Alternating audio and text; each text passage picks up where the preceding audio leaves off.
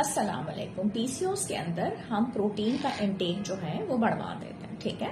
और इसी प्रोटीन के इंटेक से आपका वेट लॉस भी होगा और वो जो जंग आप लड़ रहे हैं पीसीओ के खिलाफ उससे भी डट के मुकाबला हो जाएगा। अगर सुबह नाश्ते में आप एक अंडा और एक स्लाइस डबल रोटी का ले रहे हैं, that makes about only 8.5 grams of protein which is not enough for your PCOS protein intake. तो अब आप क्या करें, कम से कम सुबह के नाश्ते में अगर आप पीसीओएस का शिकार हैं तो 2 अंडों का इस्तेमाल कीजिए और साथ ही साथ आप लीजिए थोड़ा सा दही, ठीक है, और दूध का 1 कप। ये आपको एक अच्छा प्रोटीन देगा। इसके साथ आप कभी के बार चीज से रिप्लेस इसको कर सकते हैं। मैं ये चाहती हूँ कि वो जो जंग आप लड़ रहे हैं पीसीओ के खिलाफ वो आपको मजबूती दे, वेट लॉस करवाए। तो उसके लिए आपका प्रोटीन इनटेक जो है थोड़ा बढ़ जाए, 15 ग्राम्स के करीब चला जाएगा तो क्या ही बात हो जाएगी और वो जंग आप लड़ सकेंगे।